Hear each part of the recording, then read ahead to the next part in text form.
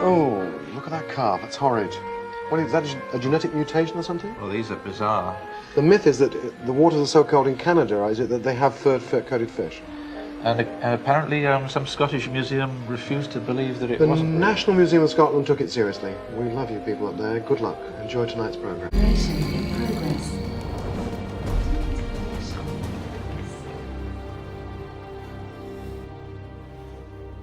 Colonel. General. Quite a sight, isn't it? Caught 5 kilometers off the coast. They shot it dead, but then thought they could make money out of it.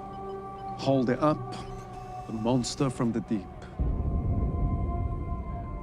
Going back to monsters, I mean, there are no monsters until you show them to somebody. Etymology, sorry, I know, academic. Monster, monstro, I show, demonstrate. The monster becomes a monster when you show it to somebody. This, in the wild, is not a monster. It's a monster when it becomes an object for somebody else's gaze. Oh, come on, that's a monster. A two-headed calf in the wild is surely a monster. Who knows what the boundaries are around species permission? It's a monster we put in a museum. It's not. We saw it online, declared it a hoax. Flew in from Madrid, sealed the place off. But it's quite a find. It's the first time we've seen one exactly like this. In mythology and superstition, we call them sea devils, but we're better than that now. Weird experience have to do with fears, yes? And to do with fears. Fear. With fears. Okay. All of them, I think, at one level or another. And we're confronted there with a real problem because in one way, then those fears change historically, and so we get different accounts of weird experiences. In another way, they don't shift so much, so that on the shifting side, you get different embodiments of phantoms, ghosts, spirits, and so forth. You get different social phenomena, serial killers now, as it might be something different in the Middle Ages. I'm sure Mary can fill me in on this much better than I can manage myself back in Greek times. But you have enduring things as well, perhaps. I mean, so you have these two kinds of strands of fears going on, and I'm sure that an enormous number of weird experiences are ways, not perhaps of directly representing those fears, but ways of negotiating those fears, ways of handling them, of dealing with them in ways that can partly come out into the outer world, partly stay within, partly negotiate that problematic boundary between outer and inner, which is what the imagination is there for. And that's why they need to be contested. It's a way of handling them. There are no answers. Yeah. It's a negotiation. We negotiate the inner world and the outer world, and one of the ways we do it is an apprehension of weird experiences. No answers. Would you agree that no questions? That most of the weird things may result from a fear of death? I mean, death. You know, gone. I'm not sure that our fears are as simple as that, and I'm not sure I would quite agree with that. Let's say, Homo aqua. We think their species branched off from Tennospondyls, which means the correct name is Homo spondyle erectus. I say Homo aqua, because that's what it looks like. Do we have a sex? Difficult to say. The genitalia suggest reptilian cloaca, which is found on both male and female.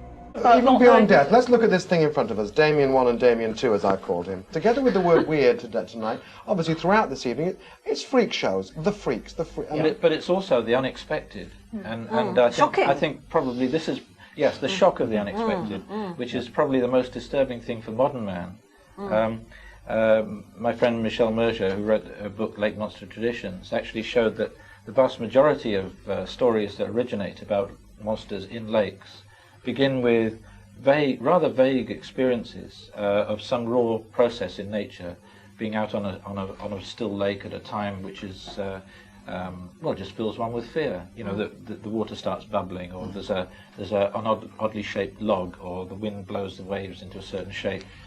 But that's one thing. It's almost unknowable. We can never really know what the origin of a sighting is. The second part of the problem is the way the story then propagates in society through people who report it, twist it, add their own imagination to it. The really weird is things that our imaginations have worked on as well. It's an imaginative construct. Our imaginations work on everything we perceive. I mean, totally. What Bob's been saying is it adds up, as far as I can see, to it is a problem being a human being. Right? We teach our children not to expect the unexpected, to accept that everything that we know about the world follows a linear progression and can be easily resolved. And then when something like this does come, that's why we treat it in the way that we do. What about the neck?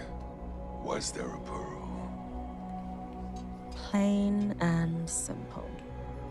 Nothing artificial. Calcium carbonate. 60% aragonite, 40% calcite. Then I suggest we return it to its rightful place. Every time you find a creature like this, we find the pearl. It might be simple decoration. Mankind has worn pearls ever since God knows when, but every pearl gets analyzed and we found nothing. No technology, no inscription, but still, does it signify a caste or a belief or identity? The pearl is always located at the base of the throat, actually embedded in the skin. We think it's placed there at birth. It goes back at least 2,000 years, sir, the use of pearls as jewelry. It's said Cleopatra removed her pearl earring, dissolved it in vinegar, and drank it in front of Mark Antony. Could be useful file, that. Ready for the deep scan? Yes, sir. Yes, sir. Corporal Morgan, you can join the team here and liaise with Sergeant Brock. Thank you, Miss Solo. I think your team can stand out. Yes, sir. Renault. Tuck it up. Yes, Sergeant. It may well be We've that been many... indoctrinated into a wrong way of thinking. It may well be that many events that we call synchronous, for example, you think of somebody and then the phone rings. It may happen all the time, but there are certain times when we know it, when we recognise that moment that it's happened, and then it becomes meaningful. And that's another layer in the process when we add meaningfulness to things. Bring in the paper.